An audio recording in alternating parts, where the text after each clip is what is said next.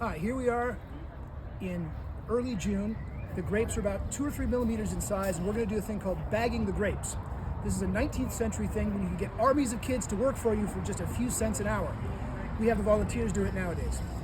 The reason we do the bagging is because if the mildew spore doesn't land on the grape, it can't infect the berries. Likewise, the June bugs can't get in. And there's nothing nicer than tearing open a bag and getting to smell the rich perfume from the grapes, which is all concentrated in the bags, and therefore does not attract the animals because it's all inside. People do ask, don't the grapes need sun? And I have to remind them that the leaf is the photosynthetic organ of the grapevine, and you can tell this because it's green. The berries themselves, photosynthesis is not taking place in the berries. With the berries, they're accumulating sugar. So they start off very acid, and the sugar comes up very, very slowly. And when the grape is ready to release the fruit, that is to say, when the little grape seed inside is mature, then the sugar comes up, the color comes up, and they soften and they release their grape perfume. And then the animals come from miles around to eat the grapes and poop out the seeds wherever, and that's what makes grapes distribute themselves throughout the world. So we're gonna bag the grapes now. Have a look down here at the tools that go with that. First thing you gotta have is your Home Depot your Home Depot apron. We tear out the middle bit so you can put the bags in. We use 3x5 and 4x6. 3x5 and 4x6 bags according as the clusters are large or small.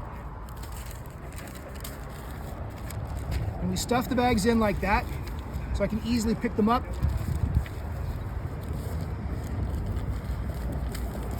Then for the bag, we fold it like this. It's very important to have a good seal at the top because that prevents the insects from getting in and it prevents the bag from slipping right off. So if the berries are too small, we don't do this. We wait till they're about 2 or 3 millimeters, and then the bags don't pull off. Having folded it, we open the bag up, slip it on, crumple it back together like this, and then with a little tiny stapler, punch, punch, punch, punch, we put in 4 staples, and that keeps the bags on the grapes. And then it becomes like Jiffy Pop popcorn with the small berries expanding, getting larger and larger until the whole bag is puffed out and round with the 2 or 3 pound cluster inside. It was really good. So in addition to my little staplers, I have extra staples, box of staples. I have my tie tape, and I have my nippers.